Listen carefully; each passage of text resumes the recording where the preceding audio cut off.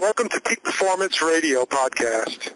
This podcast is with Chris West, the Associate Head Coach, at the University of Connecticut. Chris is the Associate Head Coach of the men's and women's soccer program. He's also the former Director of Education for the National Soccer Coaches Association. He's been in the industry since the early 90s as a strength and conditioning coach, as an athletic trainer, as a soccer coach. Chris, I met Chris in 2003 working at Polar, a heart rate monitor manufacturer. I'm really excited to have this conversation as we're going to be talking a little bit of sports science. So I'm going to dive right into my first question and not hold this up any longer. Coach West, when you hear the term peak performance, what does that mean to you? Hi, Marcelo. Always good to talk with you. As far as peak performance goes, it's a great question. You know, I think ultimately one of the first things I think about that comes to mind is I always talk about, you know, here at UConn, we recruit some of the best athletes out there, right? Some of the best student athletes out there to play for us. And really what I feel one of my primary responsibilities is keeping them healthy. Because if we have some of the best athletes out there and they're healthy and they're always on the court or on the field or wherever it happens to be, then we have a chance of being really good. So, you know, I think a big part of peak performance is, certainly we could talk about strength and speed and metabolic fitness, power output, all these different things. But I'll tell you, one of the fundamental things is really keeping a healthy athlete. Because if an athlete isn't healthy, they're not going to be able to perform at their peak level. To give you an example, you know, we're in the preseason with our men's soccer program, and you know, at times we'll have some things where we'll run the beep test just as kind of our preseason fitness test, get a little gauge of where the guys are at and how much we can load them. But sometimes you'll have guys go through the test and they'll say, you know what, I was fine. I could have gone longer. I could have done more. It's just my ankle was bothering me a little bit, you know. And so there's a little bit of a disconnect with them in the fact that if your ankle's bothering you and you can't go anymore, then you're not fit. So I think some people tend to maybe have a little bit of a more narrow perspective of, you know, well, he's fit, but we have this problem. In peak performance, there are no buts. Peak performance is really a whole collection of the self from all of the different athletic parameters, however you want to, you know, divide them up, from performance, from mobility to stability, to strength, to, you know, metabolic fitness levels, all these different types of things. But it comes down also to, you know, the state of the individual. We could even go into talking about, you know, the psychological status of players. And, you know, peak performance is about being at a very solid place overall. So not just within, you know, traditional strength and conditioning thought process, but, you know, also looking into the overall health of the individual, not only from a musculoskeletal standpoint, but from a, you know, just general health and well-being standpoint to the psychological standpoint. So I think that all of these things, you know, kind of merge together to create an environment of peak performance. Wow, you know, everyone always thinks it's, well, some people, not everyone. I know the educated individual will think that there's a lot of work that goes into a season. And there's a lot of information that needs to be gathered and a lot of understanding of the athlete. And I hope everyone that's listened to that just understands that it's a mental, a mindset approach. It's a more than just strength, because strength could be defined as speed of movement. It's also the quality of movement. It's also how they endure things. It's just a description. It amazes me to hear it every single time. What all our callers and all some of the other coaches' perspectives, because it's so unique. That being said, who are some people and some books that have kind of influenced your mindset and how you approach your season and how you approach your sport? Yeah. Well, again, Marcelo, my background, I went to undergrad at Cal State Long Beach. My degree was in, physical education, but the emphasis was athletic training. Went to University of Oregon for a master's degree, and, the master's was in exercise science, but again, the emphasis was again on athletic training. And when I first started off my career, it was as an athletic trainer. One of the main guys who had a huge impact on me and what I do now was a strength coach by the name of Garrett Guimont, who at the time was with the Los Angeles Raiders. The next year they ended up moving up to Oakland. But I got a chance as a young guy at Cal State Long Beach in my undergrad to go and do an internship with Garrett Guimont, who was the strength and conditioning coach. And one thing that I saw with some of the tremendous athletes that they had at the time, I mean, we're talking about James Jett, right? James Trapp, Tim Brown, Rocket Ismail. Some of the fastest guys in the NFL at that time were with the Raiders. So a chance to get to see Garrett Guimont work with some of these athletes and work with some of the, just amazing abilities that they have. He was a huge influence in how I got started and how I actually ended up moving into the strength and conditioning area. Because what I saw with Guy was that, it wasn't, strength and conditioning wasn't an isolated field in the sense that, it was all about this was early 90s. He was working a lot on the stability, on the mobility end. He was working on a lot of the metabolic fitness end of things, which I'm sure many coaches were. Certainly for me as a young guy, it kind of opened my eyes because my view of strength and conditioning was the weight room, and it was about moving lots of weight. And, so for me to look at how he dealt with some of the top athletes in the world on the, health side of things, meaning the injury prevention side, as well as the performance side, was a huge influence for me. And again, what I saw was, with some of these guys like Rocket Ismail, I mean, incredible speed guys, they had all the tools. And one of the major factors that he worked on consistently was keeping them in a healthy standpoint. I mean, again, we talked about peak performance, keeping them in a position where they could continually utilize those skills on a day in and day out basis. And so he was a tremendous influence for me early on in my career. Wow. Are there any books that you would recommend to a person that might want to get a better understanding of fitness in any sport, or how about soccer? Yeah, specifically in soccer, there's a gentleman out there, Raymond Vierheijn, who's a Dutch guy. He's written a book, Conditioning for Soccer. And really, the thing that I really enjoy about that book is, again, there's certainly lots of great strength and conditioning, texts out there. Super Training is obviously one of the most famous ones. I have to read it about 2 minutes at a time because it just throws my mind into a place where I can't really comprehend more than 2 sentences at a time. It takes me about 3 hours to digest it. But the one great thing that I like about this guy, Raymond Vierheijn, his concept is everything we do from a strength and conditioning standpoint, from a fitness perspective, is about putting the athlete in the right place to perform their given sport. And he has a very simple model that he uses. And I'll try to define this, what is graphically, I'll try to define it verbally in here, but there are really 3 things that we look at when we talk about preparing an athlete for playing. And one is that you want to be able to maximize the speed of play, that you want to be able to maximize their ability in that single action of the sport to perform that action with maximal speed, with maximal strength, as much as they can. And often in sports, the biggest difference is, that single play. I mean, you take a look at LeBron James in basketball.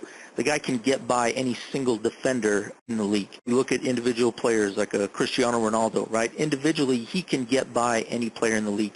So they have an exceptional ability to execute the skills of the game with tremendous speed. The second principle for him is to be able to maintain that speed of action. So again, we know that you not only have to execute that one move, and it all comes off and down to that one explosive action, but you have multiple actions during the course of a match. So again, it's being able not only to maximize speed of action, but secondly, to maintain speed of action. And then third is the ability to recover between each one of these actions. Because if you can recover more quickly between actions, that potentially provides you the ability to execute more actions in the course of a game. And this goes into basketball, your ability to push the ball down the floor time after time, your ability in soccer to maximize your speed of play. Even in football now, American football, you look at a lot of these really high-tempo offenses. So it really is a function of, number one, that single effort, number two, repeating that single effort at a very high intensity, and number three, working on recovering so you can do more efforts in the course of a match. So in that simple definition of, that Raymond Vierheim has, you can really look at three simple qualities of athletic performance in the fact that it's anaerobic power, right? Your ability to do something with maximal effort. Anaerobic capacity, your ability to repeat that maximal effort without a huge drop-off in power output or in speed or, in movement quality. And third, your ability to recover between those actions. So most everything I do is based off of that concept, is we're trying to, develop an athlete to maximize the speed of action. Then maybe we go through a phase where we've got a good speed of action. Now let's work on maintaining that speed of action. And we go through a period of time, we work on our recovery ability so that they can perform more actions in there. But, speaking to the book is Conditioning for Soccer, and the author is Raymond Vierheim, and that was certainly a significant influence in my understanding of, what we want to be able to do and what we want to be able to develop within our athletes. Thank you for sharing that. That sounds like an amazing book. I personally have read Bang's Bo's book. I think everyone has. I think that was kind of the initial start of it all as far as looking at training models for strength and conditioning for that sport. At least that's my assumption of it, or my view of it. I should put a disclaimer on that. That's my opinion. Yeah, no, Bang's Bo, definitely one of the godfathers of fitness in football or soccer. The other influence that I've had is in the National Strength and Conditioning Association. There's a journal publication that you partook in. It's a longitudinal study that looked at TRIMP scoring over several seasons of your soccer team. And what I found, it was probably one of the first of its kind that I saw that TRIMP scoring correlated with injuries and as well as performance and outcome. And you've mentioned, identifying certain capacities of work. What's your opinion on sports technology and that study? Yeah, one, I think it's huge. I think that right now we are just starting to see the tip of the iceberg with the technology application in sports.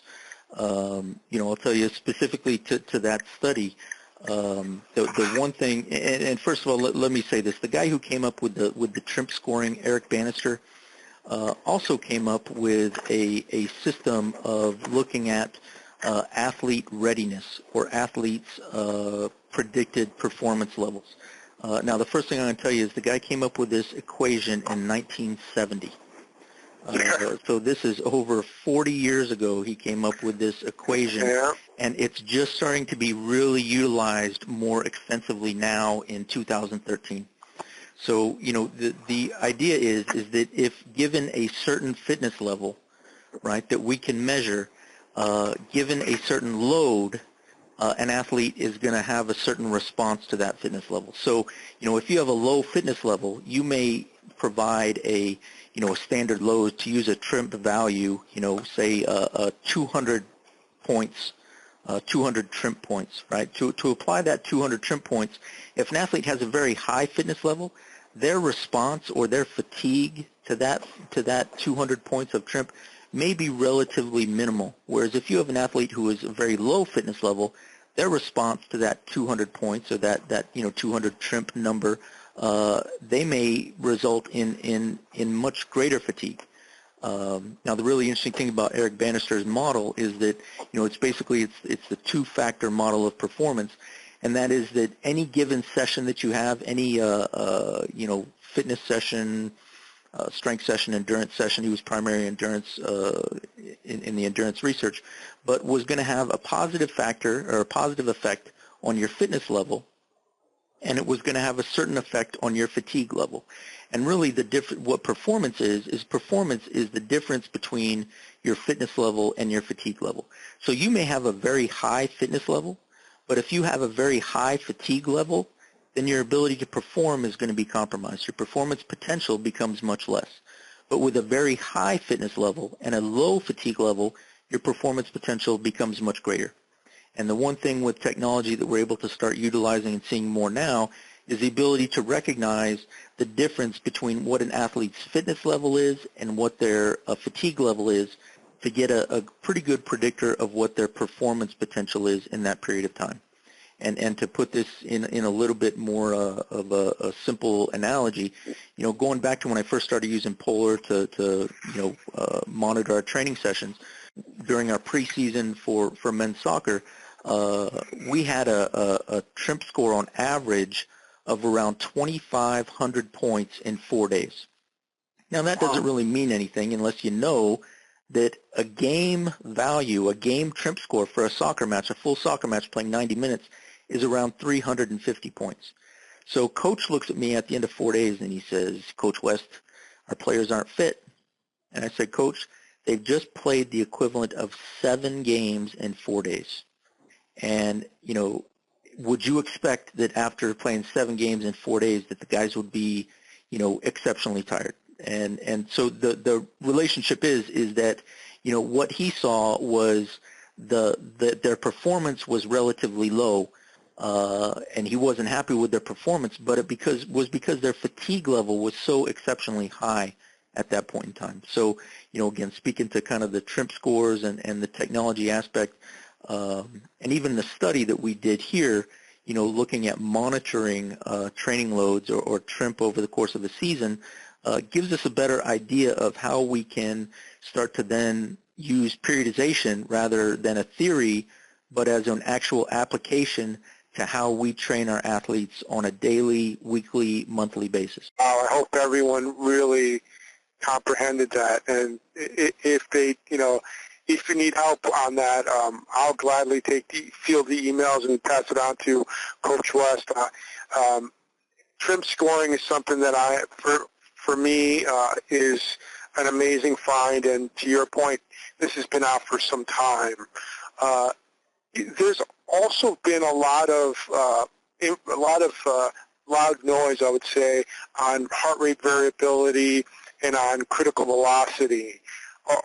When I last worked with you, you were implementing a lot of different applications on velocity and how you measured it and how you trained it to improve the speed of your athletes, specifically the 30-15 tests. Are you still implementing that?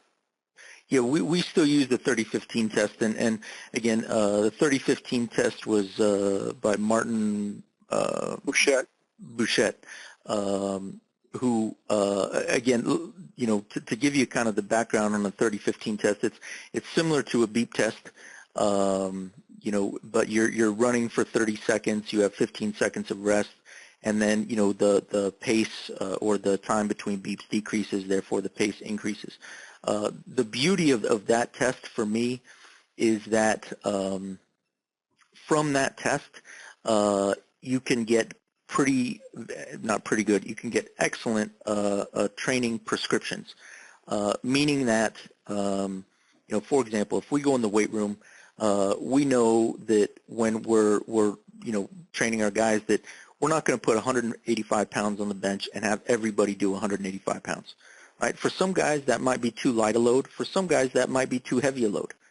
Yet when we go out typically to the field to condition our athletes, we tend to ask them to do, say it's a 300-yard shuttle, and we want them to do it in 60 seconds. Or we want them to do 100-yard sprints, and everybody's got to get there, we used to do back in the day 15:45. So you had 15 seconds to run the length of the field. You had 45 seconds to jog back. But everything was standardized. And that doesn't make sense in the fact that would it make sense to come in the weight room and everybody bench presses 185 pounds. So going back to the 30-15 test, what that test allows you to do is it gives you a value at the end of the test, a speed, your velocity at your maximal velocity in the 30-15 test, which, I've tested athletes somewhere around 22 kilometers per hour. But then from that, you're able to give them a training prescription. And the training prescription is that, a guy who tests out at 22 and a guy who tests out at 17, you're not going to ask him to do the same thing. Martin Boucher has a website out there, and I'm sure that people can kind of Google and get onto his website. But there is some training prescriptions on there in the fact that if you plug in a guy's maximal speed in the test and say one of the first exercises or one of the first training prescriptions is, say, a 10-second on, 10-second off, 10-meter shuttle. So for 10 seconds, an athlete is going to have to do a certain number of shuttles, back and forth, 10-yard shuttles. Now, the guy who scores a level 22 may have to do 4 shuttles. The guy who scores a level 17 may have to do 3 shuttles. But they're both doing it for 10 seconds on. They have 10 seconds to recover. They repeat it for 6 minutes. They rest 6 minutes. They do another series in there. But again, the point is that you're taxing each individual to their threshold potential. And again, I think threshold potential would be a whole other interesting conversation to have about not just what we typically think of as an anaerobic threshold, but the threshold level of volume in a weight room, or the threshold level of running, or but basically a threshold level is reaching a level that's going to have an effect or a change in performance. So the idea again behind the 30-15 is it allows you to be very specific with applying a similar stressor to athletes of varying fitness levels. So in you saying that, the one other value point that I mentioned was heart rate variability, and people have been doing orthostatic testing to identify the readiness for an athlete to do another stress, or are they ready to do stresses? Do you have any indicators that you use besides obviously TRIMP scoring to identify if they're ready or if they're taxed or when to back off?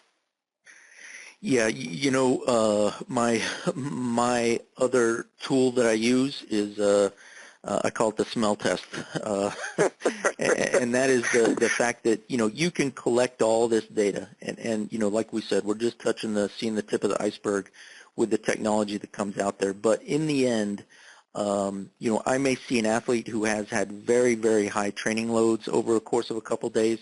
I always go out and I always talk to my players. How you doing? How you feeling? How you holding up? And kind of joke with them a little bit, but just to get a sense of what their mental status is, let them have an opportunity to tell me physically how they feel and how they're dealing with these different loads. Because the one thing we know is that athletes can tolerate, not just because of differing fitness levels, right? We know that if they have different fitness levels, they may have a different response to a given load. But also within that, we know that athletes, even with similar fitness levels, may have different responses to different loads. And this often comes down to not just what you're doing within your training sessions, within your practices, within the weight room, but the other 22 hours out of the day when they've got to fight with their girlfriend, when they've got, midterm exams like we have in college, or final exams, or anything like this that is going to have, a significant effect on the overall stress of their body. And, again, we could go back and start talking about Hans Selye and The Stress of Life, the book that he had, which is a great book, to mention along with some of the others that I mentioned. But, the point is that stress is stress. And in some ways, it's like an allergy. It doesn't matter what you're allergic to. It doesn't matter if you're allergic to grass, or if you're allergic to ragweed, or if you're allergic to dust. Your response, your body's response to it is very similar, meaning that, your nose is going to run, your eyes are going to water. Your body has the same response to an allergen, almost regardless of what that allergen is. And stress is very much the same way. Your body has the same response to stress, whether that stress is physical stress, whether it's emotional stress, whether it's mental stress, whatever it happens to be, your body's response to that stress is going to be similar. So a lot of times, what we look at is that we may have athletes with similar fitness levels, but they have different responses to that stressing level. So, this is where heart rate variability could potentially come in to be a picture to give us an actual, quantifiable rather than, quality, but a real objective measure of looking at what that athlete's state of stress is. And therefore, state of stress, we can infer their state of readiness. So certainly the heart rate variability, I think, has a huge potential to become used on a much more regular basis to determine what that individual stress is or how an individual is responding to the stress that you're putting on them. Awesome. Thanks for sharing that. I just, the 3 bits of information you just shared are I think, anyone that's looking to improve their soccer program or anyone that's looking to improve any team sport or even just their individual athleticism, those are great pieces of technology and training that you could use. The one thing that I want to say is the 30-15 test gives you a number, and then if you measure off a distance, all you need are cones and a stopwatch. You don't really need high-end, let's say, accelerometry or GPS, even though that is beneficial sometimes. But again, it becomes down to applying a system. And how long, do you continuously work on building your system? Does it, I've had the opportunity of seeing what you do, and I know that you continuously always tweak it. Do you find yourself always, is that your quest in essence, to continuously try to figure out to make it better every single day, every single time? Yeah, absolutely. I think you're always looking to build a better mousetrap, so to speak. I think that, I can't tell you that I've done the same program here 2 years in a row ever. The program is always adapting, and it's always changing to, certainly what I learn and what I continue to learn. But not only that, it changes based on the athletes that we have. Some athletes may respond really well to one system, and I bring another group in, or I get some athletes that don't seem to respond as well, and I try to adapt to that and create a program that is gonna be maybe more effective to them. So the day I think I know everything in this field is the day I'm done in this field. So really I think it's always about trying to figure out how to do things more efficiently, more productively. And certainly, one of the big things that I talk about in this field is, just a little model I use is there has to be discipline and there has to be structure, right? And the structure to me is really a huge factor, because without structure, you can't be efficient. And if you can't be efficient in your training, then you can't really be very productive in your training. And if you're not productive in your training, you're not going to be successful. So for me, a lot of it is trying to develop a structure that we can be efficient with, that then we can be productive with, and therefore we can be successful with. And there are many things that stay consistent through my training, but how we get to an end isn't dictated by, this is the way we've done it and this is the path we have to take. There may be another way to get there more efficiently, and ultimately our goals really don't change that much. But our path to getting to those goals certainly is going to change through, the knowledge, hopefully, that I continue to gain, and through the abilities that our players come in with, and as they develop their abilities to continue to move forward. So what I'm going to do is I want to just, 2 things. I want to ask you 2 questions. One question is, first question to get that out of the way is, will you come back on again to do maybe a deeper dive on threshold, since you brought it up, and just maybe a simple program design for a youth coach, maybe, because Sure. Personally I've been trying to work with a couple of local soccer academies, and it would be nice to get an insight from a college, and you've worked with also pro and national athletes. what would you do if you were trying to make a recommendation to some to that level, the lower level tiers? Because you always hear long-term athletic development. And what would you recommend, and this is my last question, to an aspiring coach or an aspiring athlete of developing their skill along with their physical being? What would be some tips that you would give them? Yeah, well, first of all, I'd be happy to come on anytime. I would welcome that opportunity. And second, one of the things that I see in a lot of youth programs and coaches, and I've got 3 boys, and they've all grown up kind of playing soccer and developmental academies and all this type of thing. And the one thing I would say is of paramount importance is just the consistency of training. I think that you'll see coaches for periods of time go through a preseason and, where they'll do fitness for 2 or 3 sessions. Or they'll end up doing, we're going to do some plyometric work. And, they go through a period where they'll go through, 2 or 3 sessions over the course of, 2 or 3 weeks, and then they'll move on to something else. And, the reality is when you look at the long-term athletic development model, there is a huge amount of volume and of training that goes into, they talk about the 10,000-hour rule, which, I think is much more of a guideline in theory, but the point being is that, it takes a significant amount of time to start developing qualities. I'll tell you, even with our players here at UConn, we play, when the players come in from club soccer, from high school soccer, the season that we have over 4 months, we're training every day. We have to give them a day off during the week, but we're training every day. The level of play is exceptionally high. It's a faster game than they've ever seen. There's a huge amount of stress that they have coming in that they have to try to deal with. And the ability to maintain that effort over the course of 4.5 months, hopefully if you're going into the Final Four, is really huge. And again, the fact is that oftentimes here, even at this level, I don't see our players really physically at their prime until they've been in our program for about 2 years, and they've done it for about 2 years. So my take-home message for the average coach going in at the youth or academy levels is that there has to be a consistent basis of training for long periods of time.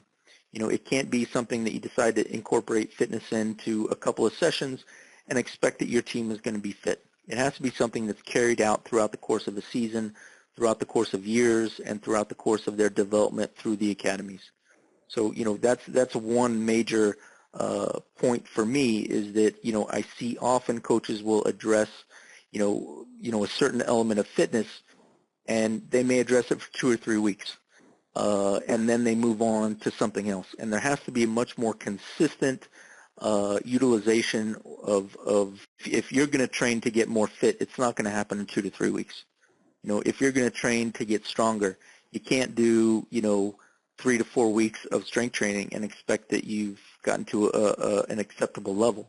And so for me, this is the biggest thing, is the consistency of the physical training for the young athlete in there. That's awesome. I 100% agree. I was asked one time by a parent about how do we make improvements, and my direct answer was consistency and discipline. Yes. It's really it, and it doesn't change. And you see it with all the best programs out there. Okay, I lied. One more last question. Do you think the United States will ever win the World Cup? Oh, well, I tell you what. It's going to be a while, I think. It's going to be a while. I think, the thing that we are such a young country in the soccer world internationally. I mean, you look at most people growing up at my age, I grew up playing soccer, but my parents didn't play soccer. Their parents didn't really play soccer. But now the more numbers that you have at the youth level playing, and now we're getting to a generation where it's almost a second generation sport where I grew up playing and now my kids are playing and I'm coaching them. Again, you look at some of the other countries out there and they have, multiple generations of development in this. And, certainly we could go into the whole economics of it and, even the size of our country to a certain degree can be a disadvantage when you're trying to bring the top players together in a country to play. But my short answer, are we ever going to win the World Cup? Yeah, maybe. Are we going to win it soon? I don't think so. All we have to do is somehow, either hope that some of the athletes on the other national teams don't somehow make it to the field. No, that's a joke. Bad joke at best. It amazes me. I would love to see it. I hope it is in my lifetime. That level of that is it. I don't think it's a fitness level with our teams. I don't think it's a fitness level. It's more a skill level. And I mean, that's the caveat here and disclaimer is that's my opinion, folks. So don't come down. I don't want to hear any nasty comments coming my way. What's your thought on it? Is it because our fitness level I think is stupendous. Is it a skill thing? Yeah, well, yeah, absolutely it is. I think it's a skill thing. I think it's an experience thing. Certainly we're getting more players now who have international experience, who are playing overseas. They're playing against higher competition. Hopefully the MLS continues to develop, and they're doing a great job with that league right now, so that we have more, competition, internally within our country for players to develop. But I do also think that the nature of the United States is that a lot of your best athletes growing up are going to be playing basketball and football and sports that they can make a tremendous amount of money at. I mean, could you imagine if LeBron James was completely dedicated to soccer? Some of the athletes we have in this country are exceptional athletes. I just don't know how many of them are playing the sport of soccer. And again, it's not a slight. It's just that, we look at a guy like Kobe Bryant. You look at a guy like, LeBron James. And again, this is obviously, I'll probably get some flack for this as well. But, if every kid grew up playing the game, I'll tell you the beauty of basketball in this country is that, in the inner cities, there's always a basketball court. You can fit a basketball court in there, and everybody goes down and they play basketball. And, a lot of the game of basketball is developed on those courts in there. The one thing that's difficult about soccer is that in the United States, soccer is primarily a pay-to-play sport. That if you want to be on a good club, if you want to be on a good team, you've got to have parents that can pay, $5,000 a year to have their kid play there.